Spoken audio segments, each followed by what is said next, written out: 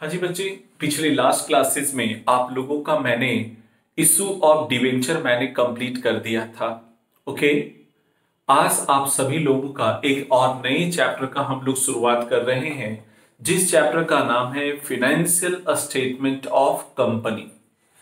बच्चे ये एक छोटा सा एक थ्योरेटिकल आपका चैप्टर्स है, जिसके अंतर्गत में हम लोग जानेंगे कि कंपनी का प्रॉफिट एंड लॉस कैसे बनता है और बैलेंस शीट कैसे बनता है।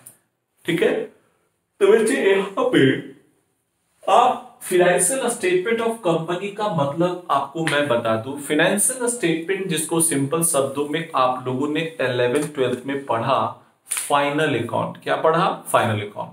ओके, यानी वैसे स्टेटमेंट जो किसी भी ऑर्गेनाइजेशन के फाइनेंशियल स्टेटस के बारे में बताता हो।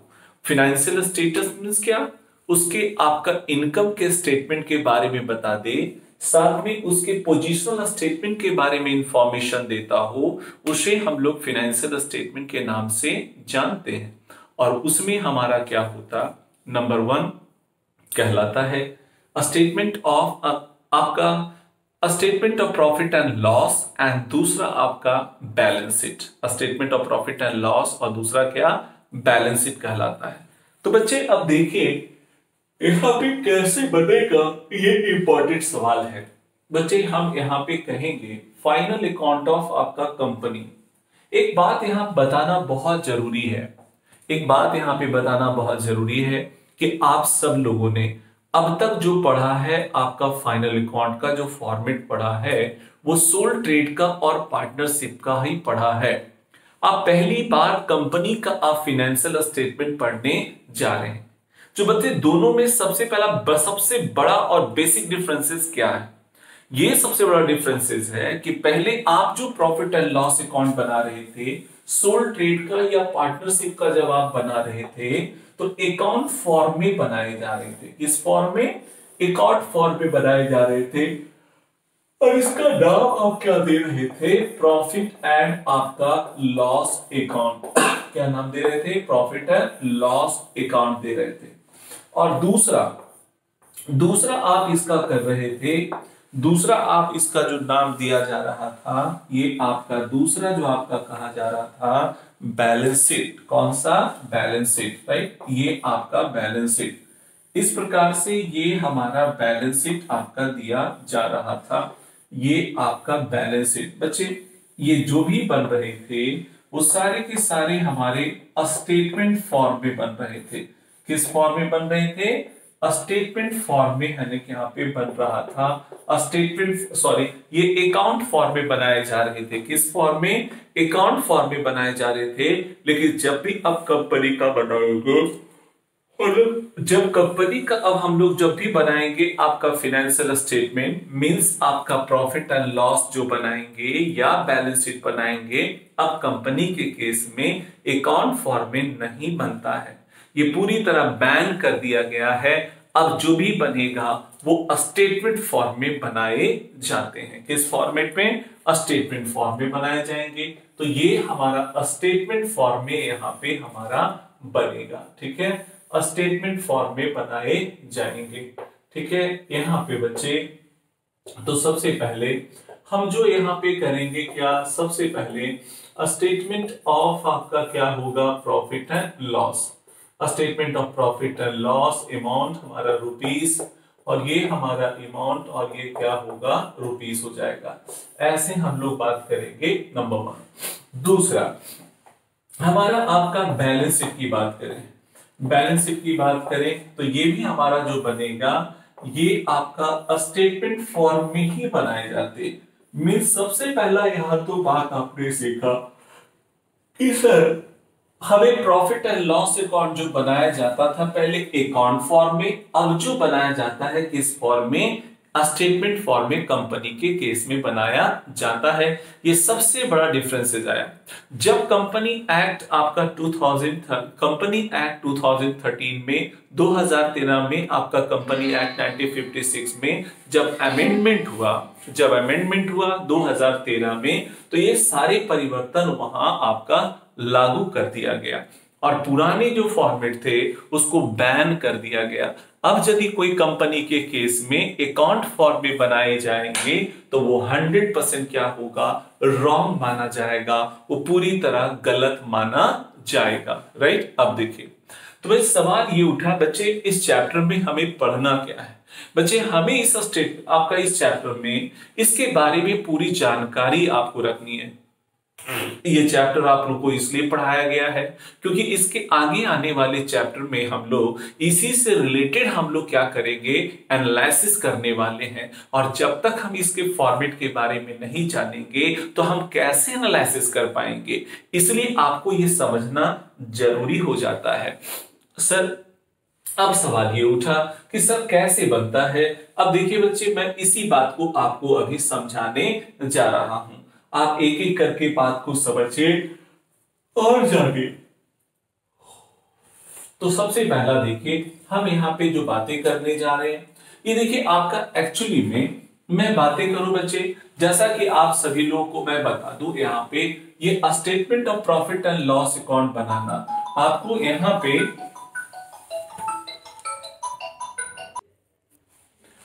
हाँ जी बच्चे, तो मैं अभी आपको ये समझाना चाह रहा हूं कि आपको अब कैसे स्टेटमेंट ऑफ पीएल आपको बनाए जाएंगे, कैसे आपका स्टेटमेंट ऑफ पीएल बनेगा।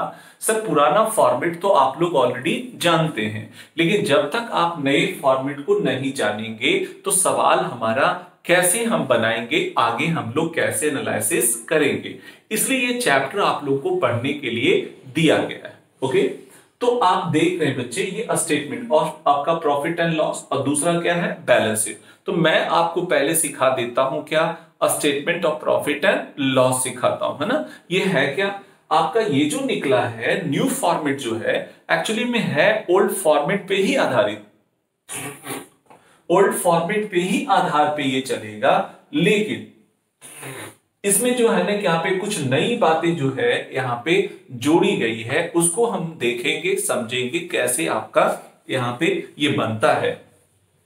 तो इस बात को समझाने के लिए मैं बैलेंस शीट को भी फिलहाल क्या करता हूं, मैं मिटा देता हूं। हम पहले बैलेंस शीट को क्या करते हैं, हम मिटा देते हैं, तो हम ज्यादा डिटेल्स में आपको समझा पाएंगे, ज्यादा डिटेल्स में हम बता पाएंगे। बच्चे अब पहले जो होते थे ट्रेडिंग अकाउंट और प्रॉफिट एंड लॉस अकाउंट अलग अलग, trading and profit and loss account दोनों क्या था, अलग अलग था, है ना। तो यहाँ पे मैं जो करने वाला हूं बच्चे, ये सबसे पहला हमारा क्या होगा, ट्रेडिंग अकाउंट आपका होने वाला है, और दूसरा भाई हमारा प्रॉफिट एंड लॉस अकाउंट, ठीक है। ये आपका दूसरा हमारा हो जाएगा प्रॉफिट एंड लॉस अकाउंट होने वाला है, प्रॉफिट एंड आपका क्या होगा, लॉस अकाउंट होने वाला है, ठीक है, प्रॉफिट एंड लॉस अकाउंट, ये ट्रेडिंग अकाउंट एंड दूसरा profit and loss account. Okay, अब देखिए तो सबसे पहली जहां तक बात है कि आप सबसे पहले जब ट्रेडिंग अकाउंट जब आप बनाते थे तो पहले आप लोग क्या लिखते थे, ओपनिंग स्टॉक, क्या लिखते थे, ओपनिंग स्टॉक टू, फिर हमारा होता था परचेज माइनस आपका purchase return, right, purchase minus purchase return, ये हमारा हो गया। फिर उसके बाद बाई आपका क्या हो जाता था, सेल्स हो जाता था, सेल्स हो जाता था, और माइनस आपका सेल्स क्या होगा, रिटर्न हो जाता था आपका। फिर मैंने क्या किया, बाहर कर दिया। फिर उसके बाद बाई हम यहाँ पे क्या लिखते थे, क्लोजिंग स्टॉक, क्या लिखते थे, क्लोजिंग आपका स्टॉक लिखते थे, ये आपका क्लोजिंग स्टॉक। फिर उसके बाद हमारा टू आपका एनी टाइप ऑफ डायरेक्ट आपका expenses, any type of direct आपका एक्सपेंसेस, राइट। और टू हमारा हो जाता था क्या, नेट प्रॉफिट, क्या लिखते थे, नेट प्रॉफिट, सॉरी ये ग्रॉस प्रॉफिट लिखा जाता था, क्या लिखा जाता था, ग्रॉस प्रॉफिट, राइट। टू हमारा हो जाएगा क्या, ग्रॉस आपका प्रॉफिट हो जाता था, है ना, ऐसे। फिर उसके बाद बाई हमारा यहाँ पे हो जाएगा क्या, ग्रॉस प्रॉफिट हो जाता है, ग्रॉस प्रॉफिट, ये हमारा हो गया। टू हमारा हो जाएगा क्या, सैलरी, है ना, टू आपका सैलरी हो गया। टू हमारा आपका रेंट हो गया। टू हमारा इंटरेस्ट हो गया, टू इंटरेस्ट हो जाएगा। टू हमारा कमीशन हो जाएगा, राइट। सो मेनी आइटम है, ये सब ऐसा हम लोग करते थे। मैं इसलिए बता रहा हूं कि आप ऐसा पहले ऑलरेडी बना चुके हैं और आप सीख चुके हैं। मैं केवल इसी से आपको क्या करूंगा, इस नए फॉर्मेट को भी मैं सिखा दूंगा, है ना बच्चे, ये बताना जरूरी है। ये जब आपको मैं बता दिया तो ये बताना और समझाना न्यू फॉर्मेट मेरे लिए आसान हो जाएगा, अदरवाइज आपको मुश्किल लगेगा और एक बार में ऐसे फिर बातें समझ में क्या होगी, नहीं आएगी। लेकिन जब आप पुराने फॉर्मेट की मदद से नए फॉर्मेट को जब सीखेंगे तो आपको आसानी से हर बात समझ में क्या होगी, आ जाएगी और कभी भी आप भूलेंगे नहीं। ओके, अब देखिए ये सारी आपका मैंने बता दिया। ये यहाँ पे एक लाइन यदि मैं लिख दूं, टू इनडायरेक्ट एक्सपेंडिचर, सीधा सीधी बात है, टू इनडायरेक्ट एक्सपेंडिचर लिख दूं तो सारे काम हमारे हो जाएंगे। ये हमारा नेट प्रॉफिट हो गया। ओके, अब जरा सुनो भाई, सबसे पहले एक बात मैं बताऊं, ये स्टेटमेंट ऑफ जो प्रॉफिट है, मैं अब अकाउंट क्यों नहीं बोल रहा हूं, अकाउंट इसलिए नहीं बोल रहा हूं कि अब ये स्टेटमेंट फॉर्म में है, अकाउंट फॉर्म में क्या है, नहीं है। तो आपका statement of profit and loss, यहां पे जो लिखे जाते हैं वो पार्टिकुलर,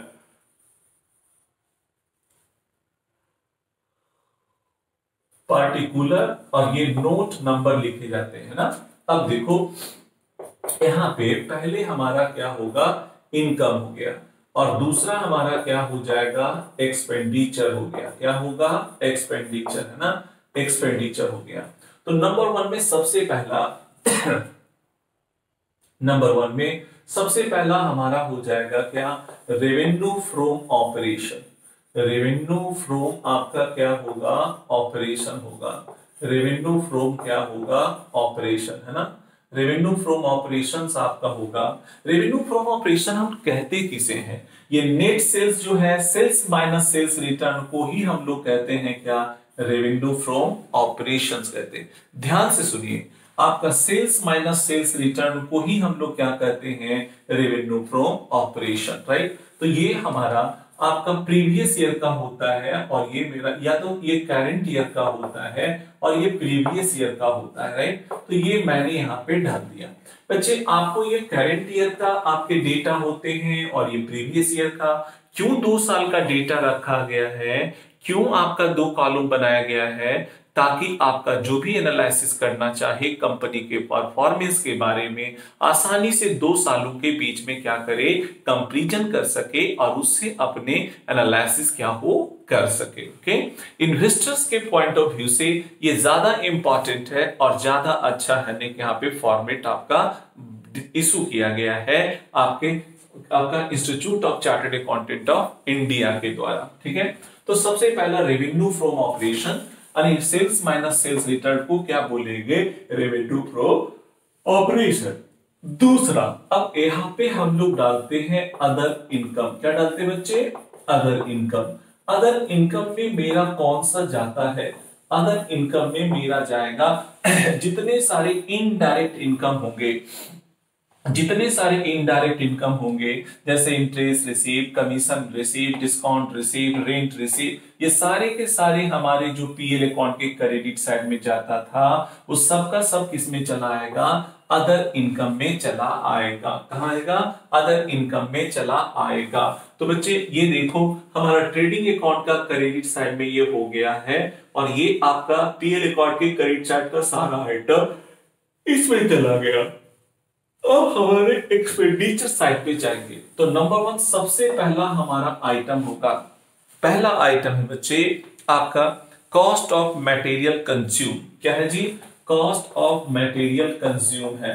कॉस्ट ऑफ आपका क्या लिखूंगा, मटेरियल है ना यहाँ पे कंज्यूम, ठीक है, cost of material consume, right बच्चे। ये देखो, देखिए ये फॉर्मेट जो है वो आपका है ना कंपनी एक्ट के द्वारा इशू किया गया है, इसलिए किसी भी बुक्स में छपा हुआ रहे, वो आपका बीएसईबी यानी बिहार बोर्ड्स के बुक्स में छपा हुआ रहे या आप कहने की सीबीएसई के बुक्स में कोई भी छपा हुआ रहे, सभी फॉर्मेट क्या होंगे, सेम होंगे, किसी तरह का कोई डिफरेंसेस क्या होगा, नहीं होगा। ओके, तो ये बात पहले आपको भी समझना पड़ेगा, जानना पड़ेगा, राइट, ये बातें।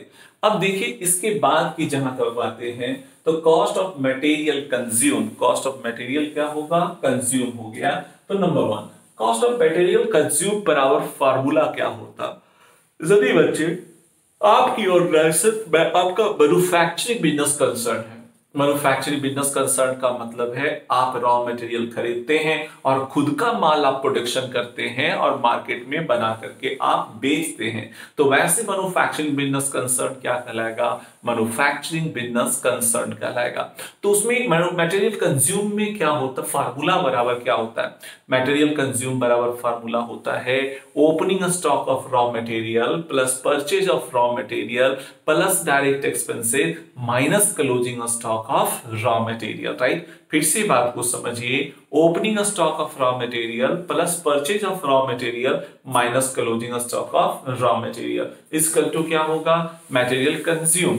तो मटेरियल कंज्यूम यहाँ पे हम लोग क्या करेंगे, वैल्यू पुट कर देंगे, हम यहाँ पे वैल्यू को लिख देंगे। नंबर 1। नंबर 2 की बात करें, नंबर 2 में बच्चे यहाँ पे लिखा हुआ है परचेज ऑफ स्टॉक, लेकिन मान लिया जाए कि आप ये परचेज ऑफ हमारा क्या होगा, स्टॉक होगा। मान लीजिए कि आपकी मैन्युफैक्चरिंग बिजनेस कंसर्न नहीं है, आपकी मैन्युफैक्चरिंग बिजनेस कंसर्न नहीं है, मतलब आप माल नहीं बनाते हैं, आप बना बनाया खरीद करके लाते हैं और मार्केट में बेचते हैं, तो वैसे हालात में ये कॉस्ट ऑफ मटेरियल कंज्यूम क्या होगा, नहीं होगा। वैसे हालात में फिर क्या होगा, परचेज ऑफ स्टॉक होगा। स्टॉक मतलब गुड्स, आपका माल, तो हम यहाँ पे परचेज ऑफ स्टॉक लिखेंगे, हम यहाँ पे परचेज ऑफ स्टॉक लिखा करेंगे, ठीक है। तो ये बातें हो गई।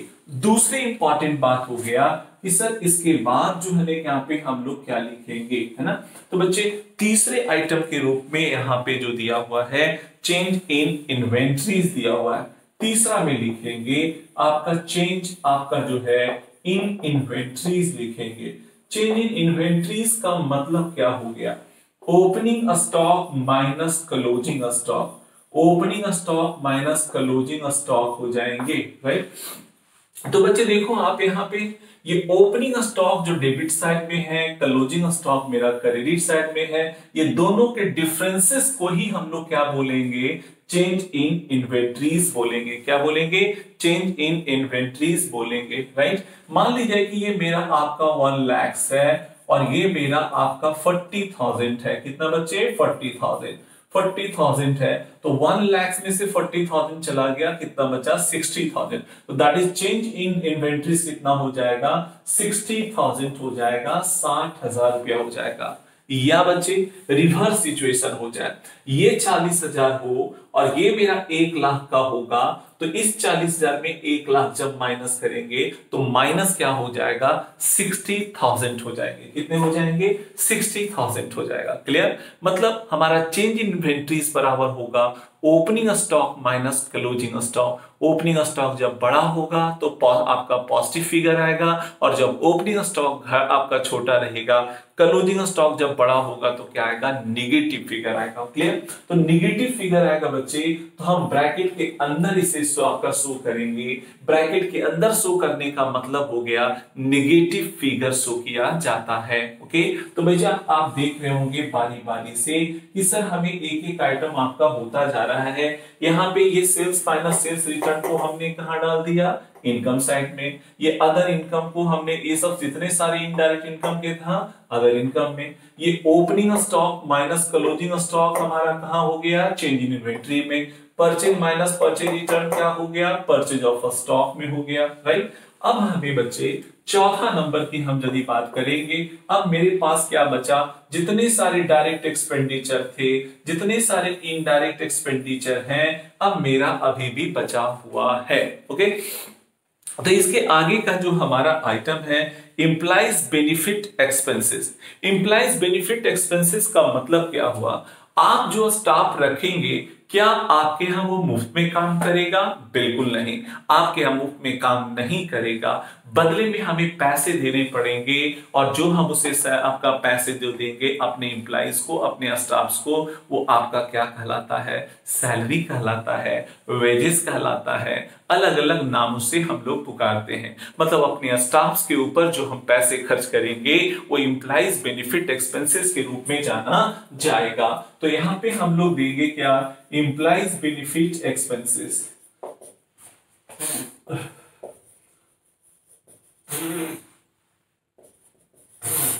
इंप्लाइज बेनिफिट आपका क्या होगा, एक्सपेंसेस होगा। इंप्लाइज बेनिफिट क्या होगा, एक्सपेंसेस हो जाएगा, राइट। तो ये बात है, इंप्लाइज बेनिफिट एक्सपेंसेस हो गया। नेक्स्ट हम ज्यादा बातें करें, हम 5वां नंबर की बात करें। इंप्लाइज बेनिफिट एक्सपेंसेस की यहाँ पे बातें हो गई। नेक्स्ट में बच्चे अब हम लोग क्या करने वाले हैं, इंप्लाइज बेनिफिट एक्सपेंसेस हमारा हो गया, हम यहाँ पे इसके आगे बढ़ेंगे। इंप्लाइज बेनिफिट एक्सपेंसेस के रूप में हम लोग यहाँ पे चर्चा करेंगे, ओके ऐसे। फिर उसके बाद जहां तक जो बातें आती है बच्चे, इंप्लाइज बेनिफिट एक्सपेंसेस के रूप में हमारा हो गया। नेक्स्ट हमारा फिनांस कॉस्ट होगा, क्या होगा, फिनांस कॉस्ट। फिनांस कॉस्ट का मतलब क्या हो जाता, फिनांस आपका जो है कॉस्ट है, और फिनांस कॉस्ट का मतलब हमारा क्या है, इसके बारे में आपको मैं बता दूं। फिनांस कॉस्ट जिसे हम लोग आपका कहते हैं फिनांस कॉस्ट, फिनांस कॉस्ट क्या है इसके बारे में आप सभी को पहले मैं समझा दूं, आपको पहले मैं बता दूं, है ना। जो आपका फिनांस कॉस्ट मतलब आप यदि कोई आपने लोन लिया है, तो आपने लोन लिया है तो उस पे जो हम इंटरेस्ट चुकाएंगे, आपका इंटरेस्ट ऑन लोन देंगे, इंटरेस्ट ऑन डिवेंचर देंगे, तो उसे हम लोग फिनांस कॉस्ट कहते हैं। जो हम किसी प्रकार का इंटरेस्ट हम पे करेंगे वो हमारा फिनांस एक्सपेंसेस कहलाता है, ओके। तो ये आपका इस तरह से ये फिनांस कॉस्ट हमारा हो गया। जस्ट आपका इतनी बातें हो गई। 6 नंबर में हम यदि बात करेंगे, ये आपका फिनांस कॉस्ट। फिर उसके बाद हो जाता है क्या, डिप्रिसिएशन। क्या बच्चे, डिप्रिसिएशन। फिर हमारा डिप्रिसिएशन हो जाता है, और फिर हमारा हो जाता है 7 में अदर एक्सपेंसेस। इसके अलावा जो भी और सारे खर्च बचे हुए हैं अदर एक्सपेंसेस के रूप में हम लोग डाल देंगे। तो बच्चे आपने देखा कि आप फिर से एक बार मैं बता दूं, इस आपका नेट सेल्स को मैंने कहां डाल दिया, रेवेन्यू फ्रॉम ऑपरेशन में। इस पूरे अदर इनकम हमने इनडायरेक्ट इनकम को कहां डाल दिया, अदर इनकम में। तो ये हमारा क्रेडिट साइड में क्या हुआ, समाप्त हो गया। यहाँ ये बचा हुआ, ये दोनों के जो डिफरेंसेस हैं उसे हम लोग चेंज इन इन्वेंट्री बोले। परचेज माइनस परचेज रिटर्न का क्या नाम दिया, परचेज ऑफ स्टॉक बोल दिए, राइट। अब हमारा इसी में से आपका डायरेक्ट एक्सपेंडिचर, इनडायरेक्ट एक्सपेंडिचर में से हम लोग आपका वैसे एक्सपेंसेस को इंप्लाइज बेनिफिट एक्सपेंसेस कहेंगे जो मैंने लेबर को दिया या मैंने स्टाफ्स को पे किया, that is implied benefit expenses. फिर हमने किसी प्रकार का इंटरेस्ट हम चुकाते थे, इंटरेस्ट ऑन लोन होता था, इंटरेस्ट ऑन हमारा डिवेंचर होता था, इंटरेस्ट ऑन बॉन्ड्स होते थे, वो किसी प्रकार का इंटरेस्ट हम देंगे, इंटरेस्ट ऑन ओवरड्राफ्ट होते थे, ये फाइनेंस कॉस्ट कहलाएगा। डिप्रिसिएशन भी हम लोग शो करते थे, तो अलग से यहाँ पे आइटम डिप्रिसिएशन शो करेंगे, और अदर एक्सपेंसेस को, बाकी आइटम को अदर एक्सपेंसेस के रूप में डाल देंगे। वो रेंट हो या हमारा है कि यहाँ पे कमीशन हो, ब्रोकरेज हो, कुछ भी हो, हम अदर एक्सपेंसेस के रूप में यहाँ पे शो कर देंगे, ओके। इतना करने के बाद अब सब मैंने क्या किया, जोड़ दिया।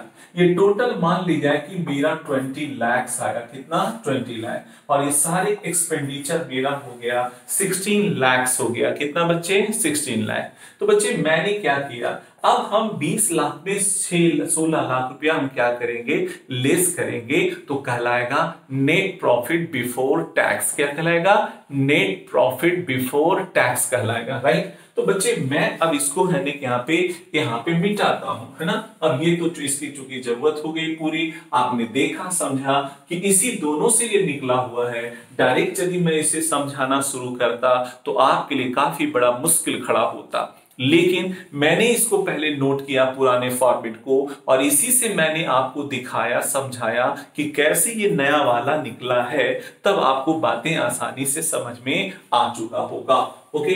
तो चलिए मैं है यहाँ पे करता हूं बच्चे इस तरह से। अब मैं यहाँ पे आगे और मैं बताता हूं बच्चे, इसी के नीचे मैं करना चाहिए, लेकिन जगह नहीं होने के कारण मुझे उसी फॉर्मेट को यहाँ पे लेफ्ट साइड में बढ़ाना पड़ेगा, ओके। तो चलिए जी मैं यहाँ पे बढ़ाता हूं। तो यहाँ पे बच्चे अब देखो, ये आपका इसी चीज को मैं यहाँ पे बढ़ा रहा हूं। ये देखिए हमारा ये 20 लाख में हम 16 लाख को माइनस कर देंगे, ये हमारा कहलाएगा नेट प्रॉफिट, हमारा क्या हो जाएगा, before tax. Net profit before क्या कहलाएगा, टैक्स कहलाएगा। नेट प्रॉफिट बिफोर टैक्स कहलाएगा, नेट प्रॉफिट बिफोर टैक्स कहलाएगा, राइट। तो नेट प्रॉफिट बिफोर टैक्स कहलाएगा 20 लाख में हम 16 लाख क्या करेंगे, माइनस कर देंगे, कितना हो जाएगा 4 लाख कहलाएगा। ये हमारा कहलाएगा नेट प्रॉफिट बिफोर क्या कहलाएगा, टैक्स कहलाएगा। NPBT, NPBT mean net profit before tax, okay. अब हमें इनकम टैक्स को देना है। इनकम टैक्स हमारा है एट द रेट ऑफ 10% मान लीजिए, तो 4 लाख का 10% कितना हुआ 40,000, तो ये मेरा 3,60,000 रुपया अब हमारा कहलाएगा नेट प्रॉफिट आफ्टर टैक्स। क्या कहलाएगा, नेट प्रॉफिट आफ्टर क्या कहलाएगा, टैक्स कहलाएगा। तो यहाँ पे हमारा कहलाएगा नेट प्रॉफिट आफ्टर हमारा क्या कहलाएगा, टैक्स कहलाएगा, नेट प्रॉफिट आफ्टर टैक्स कहलाएगा। क्या ये बातें सबको समझ में आई ऐसे, हाँ जी। तो ये बातें समझ में आ गई कि सर नेट प्रॉफिट आफ्टर हमारा टैक्स हो गया। बच्चे इस प्रकार से मैंने ये बातें आपको समझा दिया, मैंने बता दिया, तो आपने देखा समझा कि ये हमारा कैसे हमारा होता है, नेट प्रॉफिट हमारा आफ्टर टैक्स हो गया, ठीक है ऐसे। तो बच्चे यहाँ पे ये मैंने आपको बताया समझाया कि ये हमारा कैसे होता है, ये बातें हो गई, ठीक है। आगे बढ़ते हैं। तो यहाँ पे आपका सबसे पहले इतनी बातें तो हो गई, सर कैसे बनता है स्टेटमेंट ऑफ पीएल, ये मैंने आपका समझा दिया है ना। इस चैप्टर का पढ़ने पढ़ाने का मकसद क्या है, हम सभी लोग अब जो पढ़ने वाले हैं, जो भी चीजें पढ़ने वाले हैं कंपनी से रिलेटेड, और कंपनी से रिलेटेड आपको पढ़ने वाले तो हैं, और कंपनी के पीएल के बारे में नहीं जानेंगे, कंपनी के बैलेंस शीट के बारे में नहीं जानेंगे, तो हम कैसे चर्चा कर पाएंगे, हम कैसे एनालिसिस कर पाएंगे। इसलिए इस फॉर्मेट को जानना जरूरी था। तो आपने पहले तो ये सीखा, अब मैं सिखाने वाला हूं क्या, बैलेंस शीट सिखाने वाला हूं, राइट। तो बैलेंस शीट सर कैसे बनते हैं कंपनी का नया फॉर्मेट के हिसाब से, मैं उसी के बारे में आपको बताने वाला हूं, ठीक है। तो मैं अब आपको नए फॉर्मेट बैलेंस शीट की ओर ले जाता हूं, ठीक है बच्चे। ओके बच्चे, इस चैप्टर में बस यही 2 फॉर्मेट के बारे में जानना है। कोई आपका छोटे बहुत है नहीं, यहाँ पे नॉमिकल दिए गए हैं, तो वो थ्योरेटिकल आपके सवाल पे आधारित हैं। जैसे आपके क्वेश्चन में क्या रहेंगे कि कौन सा आइटम हमारा किस हेड में जाएगा, ये आपको बताना होगा। तो आप उसे है नहीं यहाँ पे क्या करेंगे, बना लेंगे, है ना। इसी पे आधारित जो है थ्योरेटिकल सवाल आपको मिलेंगे, जो कि आसानी से आपको सॉल्व भी हो जाएगा। ओके, तो मैं अब आपको लेके चलता हूं बैलेंस शीट की ओर लेके चलता हूं, ठीक है। बैलेंस शीट की ओर लेकर के चलता हूं। तो चलो, स्टेटमेंट ऑफ पीएल आपने सीख लिया, statement of profit and loss आपने सीख लिया। तो अब मैं आपको सिखाने जा रहा हूं, आपको बैलेंस शीट में सिखाने जा रहा हूं, ठीक है। बैलेंस शीट के रूप में मैं सिखाने जा रहा हूं, है ना। ऐसे जी हम आपको अब सिखाने जा रहे हैं, ठीक है। ओके बच्चे, अब हमारा जो है ऐसे आपका होगा, ये आपको सबसे पहले ये मैं बताऊं, ठीक है। आगे बढ़ता हूं। देखिए जी, आपका सबसे पहले हमारा जो है इसमें सबसे पहला हमारा जो बच्चे ये आपका यहाँ पे बातें, अब हम स्टेटमेंट ऑफ पीएल की बात करेंगे जी। तो स्टेटमेंट ऑफ पीएल हो गया सर, बैलेंस शीट की बात मैं करूंगा। तो बैलेंस शीट में बच्चे जैसा हमारा अकाउंट फॉर्मेट जो होता था, ये आपका अकाउंट में होता था, ये बैलेंस शीट, ये हमारा लायबिलिटीज हो जाता है, और ये अमाउंट रुपीस, और ये हमारा क्या हो जाता है एसेट्स, और ये अमाउंट हो जाता है, राइट ऐसे। तो इस तरह से ये आपका हो गया, और ये हमारा हो गया। अब उसके बाद जहां तक बात आती है कि सर हमारा ये बैलेंस शीट कैसा बनता है, ये आप तो मुझे बता दीजिए, ये हमारा बैलेंस शीट देखिए कैसे बनेगा, राइट। यहाँ पे बच्चे इस प्रकार से हमारा हो गया, और ये मैंने यहाँ पे बैलेंस शीट है ना, यहाँ पे मैं लिख दूंगा, है ना, बैलेंस शीट। ओके, अब देखिए यहाँ पे एज ऑन, ये मेरा स्टेटमेंट फॉर्म में as on dot dot dot यहाँ पे लिखा जाता है पार्टिकुलर।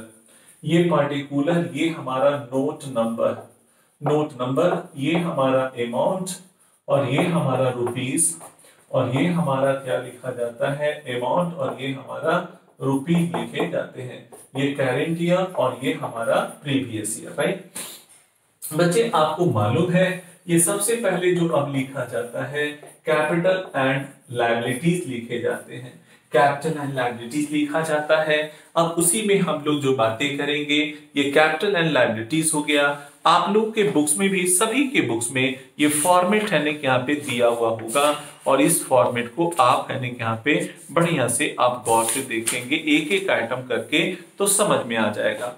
तो बच्चे सबसे पहला हमारा नंबर 1 आइटम हमारा हेड होता है शेयर होल्डर फंड। क्या होता है? शेयर होल्डर फंड होता है। तो शेयर होल्डर फंड में 2 आइटम होंगे। सबसे पहले होगा आपका शेयर कैपिटल। क्या बच्चे? Share capital.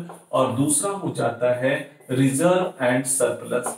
सभी का आपके स्पेसिमेन में, आपके बुक्स में सबका स्पेसिमेन काफी डिटेल्स में दर्शाया गया है, बताया गया है।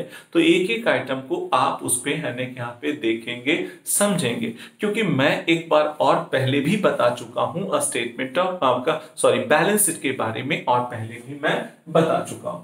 ये रिजर्व एंड हमारा क्या हो जाता? सरप्लस हो जाता है। बच्चे जैसा कि मैं बताऊं कि अब हमें इसकी कोई जरूरत नहीं है, मैं तो ये कंपैरिजन कराने के लिए कि ये अकाउंट फॉर्म में है और ये मेरा स्टेटमेंट फॉर्म में है। ओके, तो अब हमें आसानी से हने की दोनों बात को अब मुझे आपको समझाना होगा, राइट? ऐसे तो यहाँ पे सबसे पहली जो बात है ये आपका यहाँ पे जी इस प्रकार से हम जो बातें करेंगे ये आप देखो यहाँ पे बच्चे इस प्रकार से हो गया। देखिए रिजर्व, अब हम जहां तक बात करेंगे सबसे पहले शेयर कैपिटल का, है ना? तो शेयर कैपिटल की हम बात करेंगे, यहाँ पे हमारा हो जाएगा शेयर आपका कैपिटल की बात करेंगे, शेयर कैपिटल की बात करेंगे, राइट? ये तो सबसे पहले शेयर कैपिटल की बात करेंगे जी। तो हमारा सबसे पहले आपको मालूम है ऑथराइज हमारा क्या होगा? कैपिटल की बात करेंगे, ऑथराइज कैपिटल की बात करेंगे। ऑथराइज कैपिटल हो जाएगा, है ना? ऑथराइज कैपिटल हो जाएगा, जो भी हमारा ऑथराइज कैपिटल रहेगा। फिर हमारा इशू कैपिटल होगा। क्या होगा? इशू कैपिटल होगा। फिर हमारा आपका सब्सक्राइब्ड कैपिटल होगा, सब्सक्राइब्ड कैपिटल। बच्चे इस प्रकार से कैसे दिखाया जाता है ये ऑलरेडी आपको मैं बताया हूं, समझाया हूं। ओके, तो यहाँ पे हम लिखा देते हैं, ये आपका हो गया। दूसरा हमारा होता है रिजर्व एंड सरप्लस। क्या होता है? रिजर्व एंड सरप्लस, है ना? तो ये आपका रिजर्व एंड सरप्लस के अंतर्गत में, रिजर्व एंड सरप्लस के अंतर्गत में सबसे पहले यदि किसी प्रकार का कोई जनरल रिजर्व है, यदि कोई जनरल रिजर्व है पहले से, तो उसे हम लोग शो करेंगे या रिजर्व के नाम से रहेगा या कैपिटल रिजर्व के नाम से रहेगा। कैपिटल आपका क्या रहेगा? रिजर्व के नाम से रहता है, या जनरल रिजर्व या आपका रिजर्व या कैपिटल रिजर्व के नाम से रहता है, या हमारा रहता है statement of profit and loss. Statement of profit and क्या होगा? लॉस की यदि बात करेंगे, है ना? ऐसे statement of profit and loss की यदि हम बात करेंगे तो इस तरह से हो गई बच्चे। ये देखिए यहाँ पे इस प्रकार से आपका हो गया। तो यहाँ पे मैंने आपको रिजर्व एंड सरप्लस में मैंने नोट कर दिया, है ना? तो ये सबसे पहला शेयर होल्डर हमारा क्या हो गया? फंड हो गया। शेयर होल्डर हमारा फंड हो गया, ये मैंने यहाँ पे नोट कर दिया, ये मैंने यहाँ पे लिख दिया, है ना? नंबर 1। नंबर 2 की यदि बात करेंगे सर, आपका इसमें फिर हो जाता है आपका शेयर एप्लीकेशन मनी, आपका पेंडिंग अलॉटमेंट। लेकिन ये जनरली आइटम कभी भी नहीं मिलेगा। शेयर आपका एप्लीकेशन मनी, पेंडिंग अलॉटमेंट, ये जनरली आप लोगों को कभी नहीं मिला करेगा, राइट? तो भाई इसका मतलब तीसरा हेड में हमारा हो जाता है, ऐसे मैं लिख देता हूं share application money pending allotment, लेकिन आपका एप्लीकेशन मनी आपका क्या हो जाता? पेंडिंग अलॉटमेंट हो जाता है, पेंडिंग अलॉटमेंट। लेकिन ये जनरली कभी भी आपको नहीं मिला करेगा। तीसरा हेड में क्या है? आपको नॉन करेंट लायबिलिटीज। क्या है? नॉन करेंट आपका क्या मिलेगा? लायबिलिटीज हो जाएंगे। नॉन करेंट लायबिलिटीज के अंतर्गत में ये आपको होगा, ठीक है? नॉन करेंट लायबिलिटीज में that is long term liability, जैसे यहाँ पे डिवेंचर होगा, जैसे हमारा बैंक लोन होगा, हमारा कोई आपका जैसे लॉन्ग टर्म प्रोविजंस होंगे, लॉन्ग टर्म प्रोविजंस हो जाएंगे, या आपका हो जाएगा लॉन्ग टर्म्स हमारा जो है deferred tax liability. Deferred tax liability का मतलब ये हुआ कि वैसे लायबिलिटी जो टैक्स तो देना था लेकिन मैं कई सालों से दे नहीं पा रहा हूं, कई सालों से दे नहीं पा रहा हूं, तो उसे हम लोग डेफर्ड टैक्स लायबिलिटी के नाम से जानते हैं। बच्चे आप देख रहे हैं आपके बुक्स में आपका सामने रखा हुआ हूं, और नॉन करेंट लायबिलिटी में लॉन्ग टर्म बोरोइंग, यदि मैंने लॉन्ग टर्म बोरोइंग्स का मतलब है मैंने लॉन्ग टर्म बैंक से लोन लिया है, या हमारा आपका डिवेंचर हो जाएगा, या डेफर्ड टैक्स लायबिलिटी कई सालों से टैक्स देना था मैं लगातार नहीं दे पा रहा हूं, वही deferred tax liability. Other long term liabilities के अंदर में और हमारा कोई लॉन्ग टर्म बैंक लोन है या हमारा आपका लॉन्ग टर्म प्रोविजंस है, तो वो हमारे चले आएंगे। फिर चौथा नंबर में आ जाएगा करंट लायबिलिटीज आ जाएगा। करंट लायबिलिटीज के अंतर्गत में मालूम है जैसे क्रेडिटर हो जाएगा, बिल्स पेबल हो जाएगा, बैंक ओवरड्राफ्ट हो जाएंगे, outstanding commission, outstanding electricity bill and so many item, right. तो इस तरह से आपको है यहाँ पे करंट लायबिलिटी। तो बच्चे यहाँ पे टोटल मैंने लिख दिया, सबका मैंने टोटल कर दिया, ये हमारा लायबिलिटी साइड कंप्लीट हो गया। अब हम लोग आते हैं कहां, एसेट साइड की ओर आते हैं। एसेट साइड को मेनली आपका लायबिलिटी साइड को 4 हेड में बांटा गया है, 4 कैटेगरी में बांटा गया है। उसी प्रकार के एसेट्स को केवल और केवल 2 हेड में बांटा गया है। एक को कहते हैं नॉन करेंट एसेट्स, क्या कहते हैं बच्चे, नॉन करेंट एसेट्स के नाम से जाना जाता है, नॉन करेंट एसेट्स कहा जाता है। और दूसरा हमारा क्या कहलाता है, करेंट एसेट्स कहा जाता है। करेंट क्या कहा जाता है, एसेट्स कहा जाता है, राइट। नॉन करेंट एसेट्स और दूसरा क्या कहा जाता, करेंट एसेट्स कहा जाता है। तो बच्चे यहाँ पे हम जो बातें करेंगे, ये नंबर 1 में सबसे पहले नॉन करेंट एसेट्स के अंतर्गत में नॉन करेंट एसेट्स और हमारा करेंट एसेट्स की हम बात करेंगे, ओके, ऐसे। तो बच्चे नॉन करेंट एसेट्स और ये हमारा करेंट एसेट्स के बारे में हम यदि बातें करेंगे तो यहाँ पे ऐसे बातों को समझा कीजिए, आप जाना करिए बच्चे। तो ये हमारा नॉन करेंट हमारा जो है एसेट्स है ना, ऐसे, ओके। तो देखिए बच्चे, अब नॉन करेंट एसेट्स में कौन, एक आपका हो जाता है हमारा आपका टेंजिबल एसेट्स और दूसरा क्या हो जाता है, इनटेंजिबल एसेट। टेंजिबल एसेट्स में क्या है, हमारा लैंड एंड बिल्डिंग, हमारा फर्नीचर, इक्विपमेंट, मोटर कार, हमारा आपका fixture and fitting, machine and tools, ये आपका ये सब हमारे किसमें आ जाएंगे, आपका टेंजिबल में आएंगे, किसमें, टेंजिबल एसेट्स में। इनटेंजिबल में क्या है भाई, goodwill, copyrights, patent right, licence, है ना, ये सब हमारे ट्रेडमार्क, ये सब हमारे इनटेंजिबल में आ जाएगा, ओके।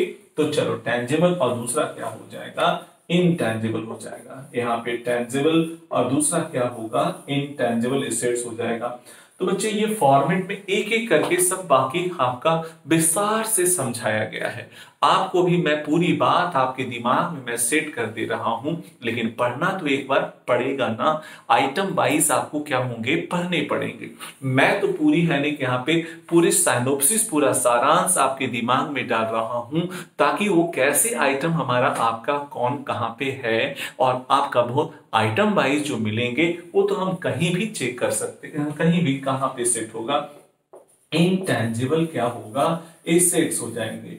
और बच्चे करंट एसेट्स में हमारा क्या हो जाएगा, कैश है, हमारा बैंक है, स्टॉक है, डेटर्स है, बिल्स रिसीवेबल है, शॉर्ट टर्म प्रोविजंस है ना, ये सब मेरे करंट एसेट्स में आ जाएगा। ये सब दोनों साइड में जोड़ने के बाद अब मेरा बराबर हो जाएगा, तो समझिए आपका बैलेंस शीट बनके क्या हो गया, तैयार हो गया। तो इस चैप्टर में बच्चे इतना ही बात की जानकारी देनी थी, जो कि मैंने आपको बातें कंप्लीट कर दिया, लेकिन केवल प्रैक्टिस के तौर पे आपको कुछ सवाल भी दिए गए, कुछ आपका नॉमेरिकल नहीं है, कोई नॉमेरिकल नहीं दिया गया, कोई प्रैक्टिकल प्रॉब्लम्स नहीं है, बल्कि एक तरह से थ्योरेटिकल आपके है क्वेश्चंस तो आपको दिए गए। कम से कम ये तो आपको है यहाँ पे दिया जा सकता है ना, कि कोई मशीनरी बताओ किस हेड के अंतर्गत में जाएगा। तो मशीनरी मेरा किस हेड में जाएगा, आपका नॉन करेंट एसेट्स में जाएगा, लेकिन वो किस हेड में जाएगा, टैंजिबल एसेट्स में जाएगा। हमारा बताओ कॉपीराइट्स किस में जाएगा?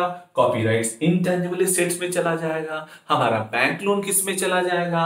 हमारा नॉन करेंट लायबिलिटीज में चला जाएगा, राइट? ओके, तो इस प्रकार से आपको बहुत सारे आइटम हमारा दिया हुआ रहेगा और उस आइटम को आपको पहचान करना है कि वो किसके अंतर्गत में जाने वाला आइटम है, किस हेड के अंतर्गत में जाएगा, ये आपको पहचान करने के लिए सीखना पड़ेगा। हाँ, कुछ कुछ आपका एक दो सवाल ऐसा होगा कि जिससे आपको दिए गए डेटा से, दिए गए इंफॉर्मेशन से आपको बैलेंस शीट बनाने के लिए कहा जा सकता है। तो आपको बैलेंस शीट बनाने के लिए कहेगा तो उसी पे आधारित आपको बैलेंस शीट भी क्या है, बनाना है। तो बच्चे आपको एग्जाम्पल में भी बहुत सारे आपका जो क्वेश्चन जो दिए गए हैं उसको आपको एक बार प्रैक्टिस कर लेने की जरूरत है और क्वेश्चन में भी आपका दिया गया है, ये दोनों को आप एक बार प्रैक्टिस कर लेंगे तो आसानी से ये बातें सबका होगा, समझ में भी आ जाएगा और बन भी जाएगा, राइट? तो बच्चे इसमें एक यही थ्योरेटिकल बातें थी जो कि मैंने आपको सारी की सारी बातें क्या किया, कंप्लीट कर दिया, राइट? तो ये पहला चैप्टर था और ये पहला चैप्टर आप लोगों का क्या हो गया, कंप्लीट भी हो गया, राइट? अब इसमें जो नॉमरिकल्स हैं तो नॉमरिकल्स आप बनाएंगे और यदि किसी तरह का कोई सवाल होंगे तो आप है कि मुझे बनाएं, पूछेंगे, ओके? तो बच्चे देखिए आपका मॉडल पेपर भी सभी है कि यहाँ पे बिहार बोर्ड्स के और सीबीएसई बोर्ड्स का एग्जाम का रिजल्ट भी आपका क्या हुआ, एग्जाम का डेट भी निकल चुका है। सीबीएसई वालों का एग्जाम का डेट तो मई में है, लेकिन फिर भी है कि यहाँ पे आपको अभी से ही सीरियस होकर के आपको उसका प्रिपरेशन करना है। सभी अपने अपने बोर्ड के हिसाब से मॉडल पेपर वगैरह ले लेंगे, एग्जाम आइडिया वगैरह ले लेंगे, जो भी है कि यहाँ पे मॉडल सैंपल पेपर इशू किए गए हैं सीबीएसई बोर्ड्स के द्वारा या बिहार बोर्ड्स के द्वारा जो सैंपल पेपर इशू किए गए हैं उसे प्रॉपर वे में आप सॉल्व जरूर करें, क्योंकि उसी से सारे सवाल आने हैं। और आप तो आपका बिहार बोर्ड में बिल्कुल फ्रीडम है, आजादी दी गई। 80-80 ऑब्जेक्टिव दिया जाएगा जिसमें आपको आंसर केवल करना रहेगा 40 का, 50%। हर में डबल क्वेश्चन रहेगा, 20 क्वेश्चन दिया हुआ रहेगा शॉर्ट आंसर में, तो 10 का केवल चुनाव करके देना है। इतनी आजादी, इतने है ना फ्रीडम, तो बहुत बहुत आसान पेपर होने वाला है। लेकिन हाँ, जितना मैं बता रहा हूं, समझा रहा हूं, उतने बातें आप रखेंगे, उतनी बातें भी याद रखेंगे तो आप 100% मार्क्स से अचीव करेंगे। 100% मैं कह रहा हूं, 100% मैं कह रहा हूं, राइट? 100% जितनी मैं बातें बोलूंगा उतनी बातें आप प्रॉपर वे में यदि कर लेते हैं और सुन लेते हैं, समझ लेते हैं, याद रखते हैं, कोई भी सवाल ऑब्जेक्टिव वगैरह कभी नहीं बचेगा और ना तो कोई शॉर्ट आंसर टाइप है कि लिखने में कभी कोई दिक्कतें आएंगी, क्योंकि मैं एक एक शब्द को तो बोलता रहता हूं। क्लियर? तो बच्चे आज इतना ही, हम लोग नेक्स्ट आपका वीडियो में सीखेंगे।